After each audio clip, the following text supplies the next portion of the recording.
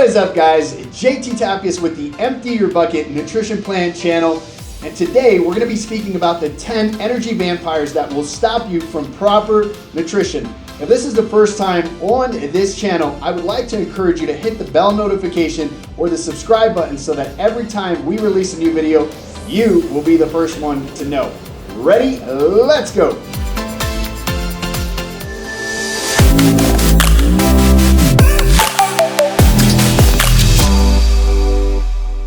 What is going on, guys? Today, I'd like to speak with you about the 10 energy vampires that will stop you from proper nutrition. In 20 plus years of being a Christian online nutrition coach, I have seen some of the most interesting dynamics when it comes to dieting.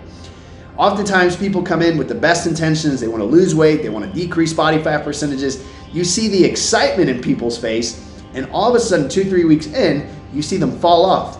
And in the beginning, I used to wonder if there's something wrong with the program. I wonder if there's something I need to tweak. And we did many tweaks throughout the years. But then we realized that oftentimes people would engage in these programs from a dynamic standpoint. In other words, what should I eat? How much should I eat? Should I weigh my food? Should I set my alarms? All of those are dynamics. But what I learned later on was that dieting was more of a cognitive process than anything else. I'll go as far as saying 80% of your success inside of a nutrition program has more to do with what's going on up here than actually what's going on down here in your belly. And so today we're going to speak about those 10 energy vampires that will stop you from proper nutrition. Now, some of these things are physical, some of these things are mental, and then some of these things are exterior to you. So, number one, empty calories, juices, candy bars, alcohol, things that pack a ton of calories but aren't nourishing your body.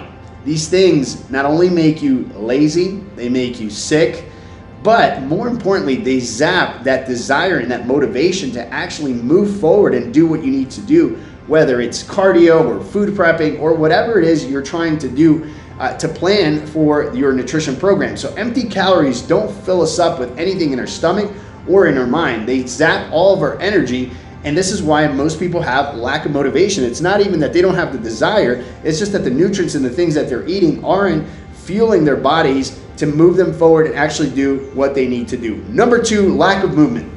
I have a thing where I constantly say that I try to sweat every other day.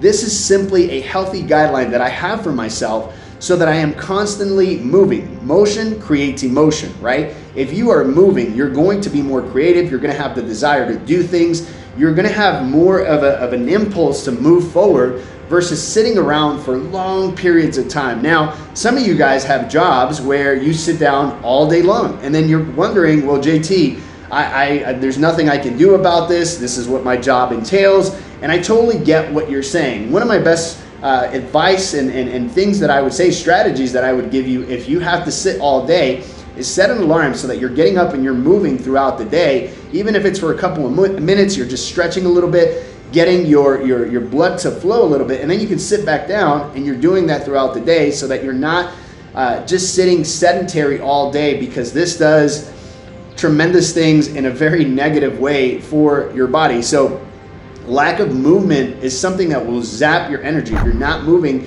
you're not going to have that desire to do other things, to have the creativity, the motivation, the inspiration to move forward and stick to a nutrition program. Number three, toxic associations. You're like, really, JT? You're going to go there? You're going to tell me that the people that I associate with are actually taking away from my desire to eat properly? That is correct. I call these people subtractors. Now, this is sort of harsh and hard, right? Because we want to love people, we want to love our neighbor. But here's the thing.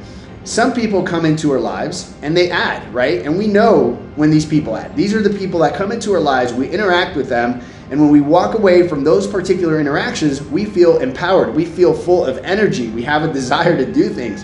And then there are these other people that come into our lives and subtract, right? When they leave, we feel drained, we feel tired. Sometimes we got to take a nap. They drain us so much that we feel like we need to go lay down and recover from that particular interaction. You know exactly who I'm speaking about. If there are people like that, subtractors in your life, my advice to you is in a very loving way, right? What you want to do is you don't want to eliminate those people. You can love them at a distance, but you understand that for some reason, these people have a lot of things going on, and every time they interact with you, they just drain your energy.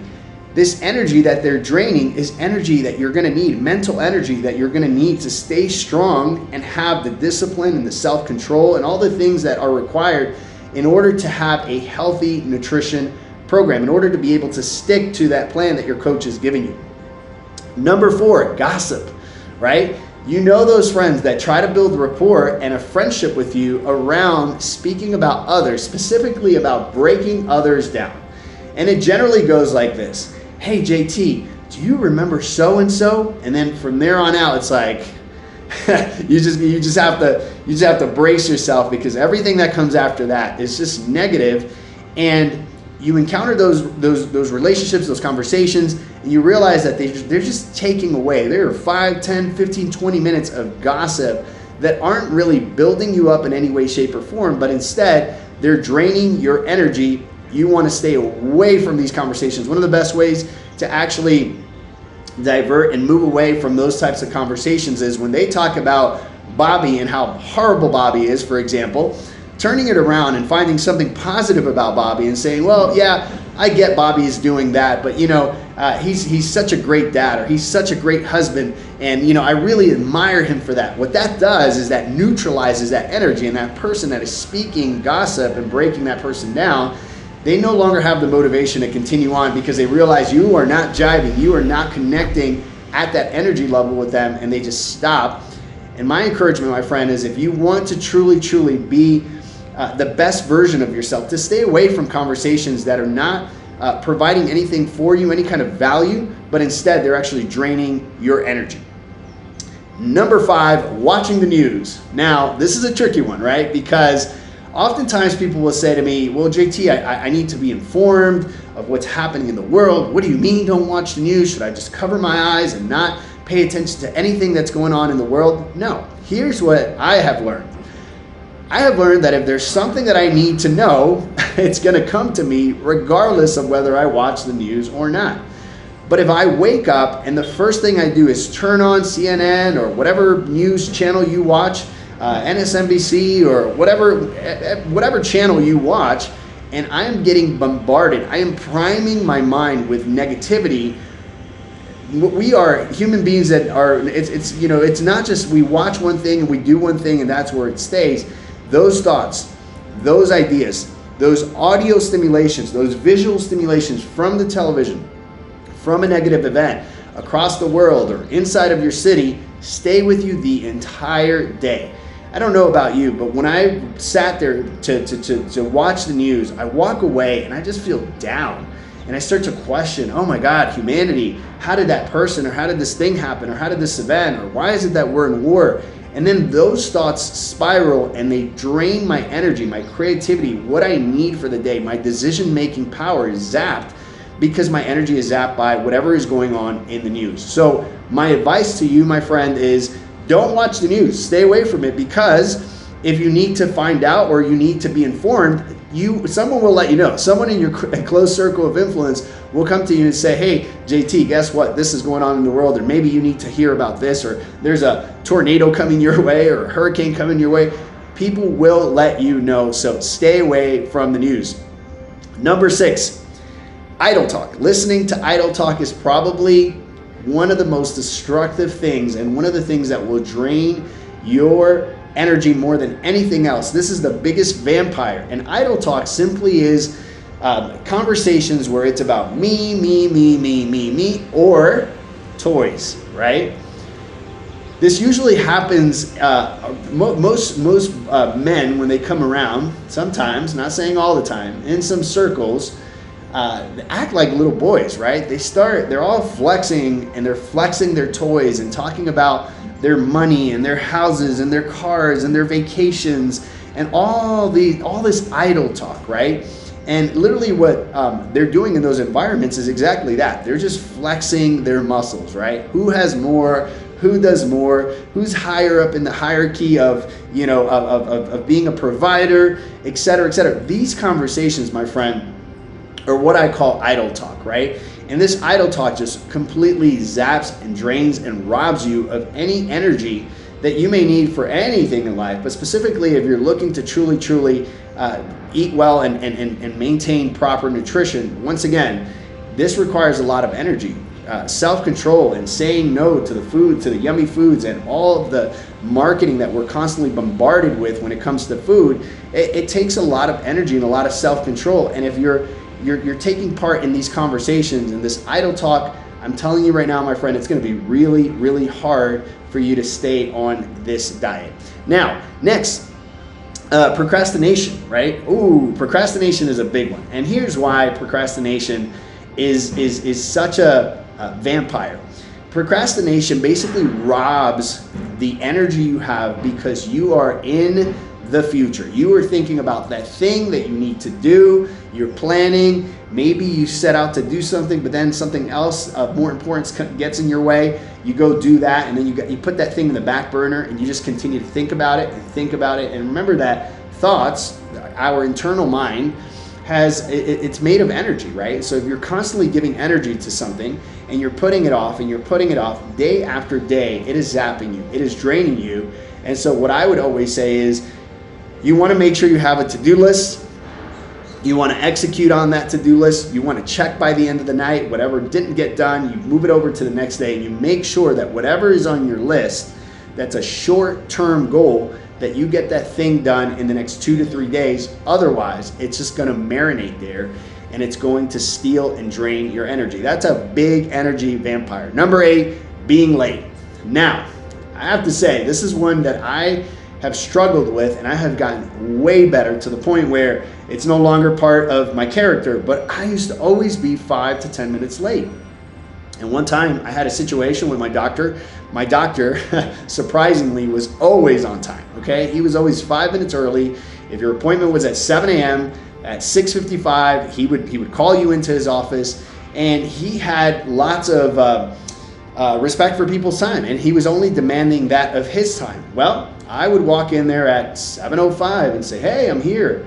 And one day he brought me into his office and he said, JT, I really like you. I think you're a nice guy and I enjoy our conversations. He says, but if you can't be here on time, you're going to need to find another doctor, because not only are you wasting my time, but now you're actually, you're encroaching in other people's time, because these 5 minutes, extra 5 minutes or extra 10 minutes that you're late, now I have to spend that time with you and you're going to make me late to my next appointment. So if you can't be on time, please find another doctor. And I was shocked. I mean, I was speechless. I was blushing, but I knew what he was saying was true, and I accepted it, and I said, I'm so sorry.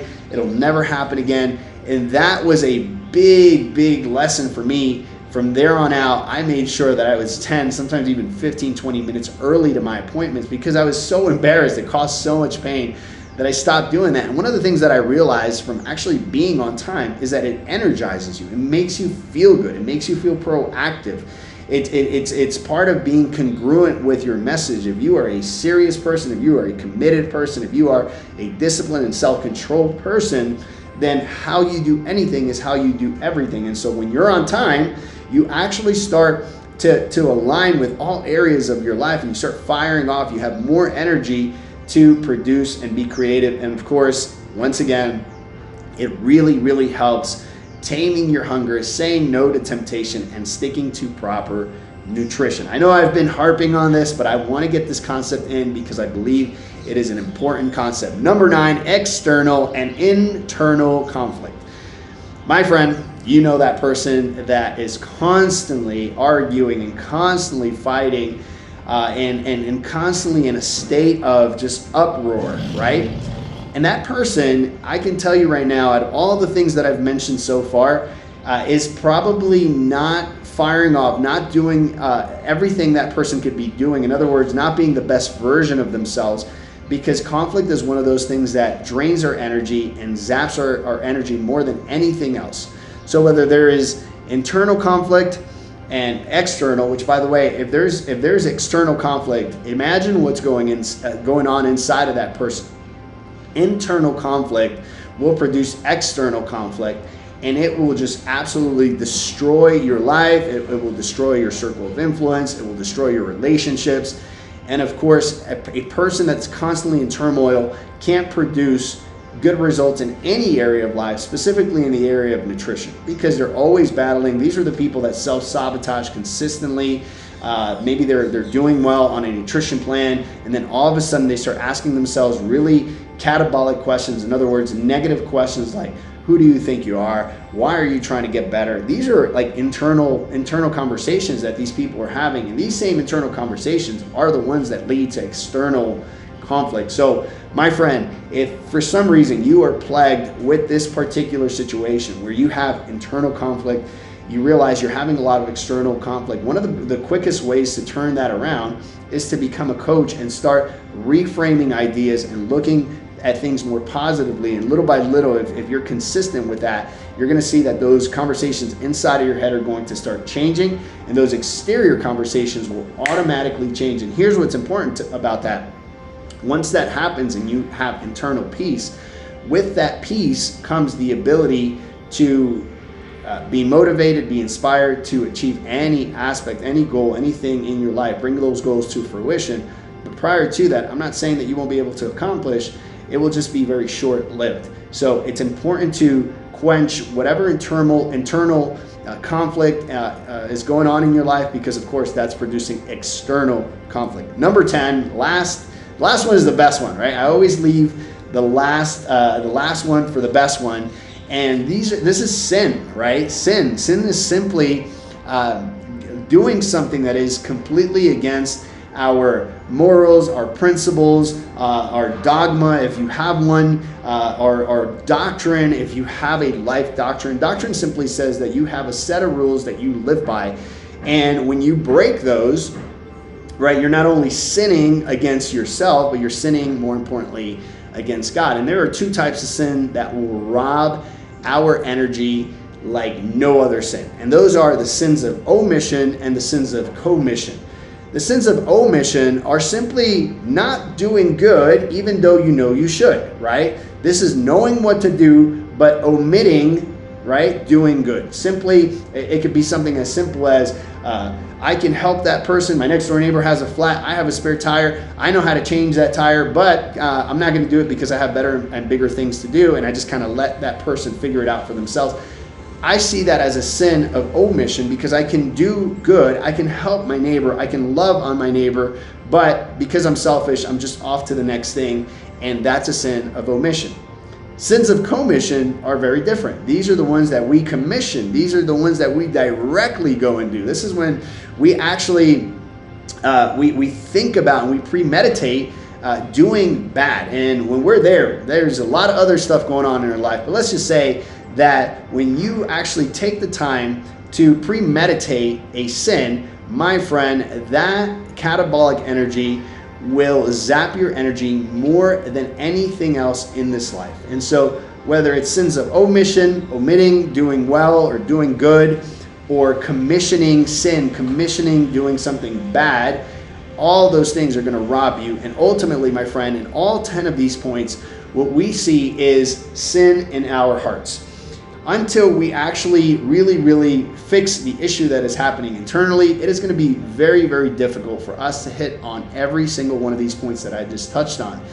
And until we get there, my friend, it's going to be hard for you to not just proper nutrition. I mean, we are talking about that, but anything that you're trying to bring to the light, anything that you're trying to bring in terms of goals, in terms of achieving the best version of yourself, is going to be very, very difficult. And so we can come up with all these dynamics, we can come up with all these strategies on how to hit every single one of these points, but that's just the Band-Aid on a wound that needs stitches. I'm going to be shooting another video later this month on how I believe, for someone that's just either encountering these ideas or encountering faith, on how they can actually bring all this together and actually create a plan and start moving in the direction of getting better, so that you can encounter the best version of yourself. My friend, today we talked about these 10 vampires that zap our energy when it comes to proper nutrition. I hope you got something out of this. If you enjoyed what you saw on this video, can you share this video with a friend? Can you hit the subscribe button? Can you hit the subscribe notification so that every time we release a new video, my friend, you will be the first one to know. I hope you enjoyed it. I will speak with you very soon. My name is JT Tapias, professional fitness life coach with the Empty Your Bucket Plan, and I will see you soon.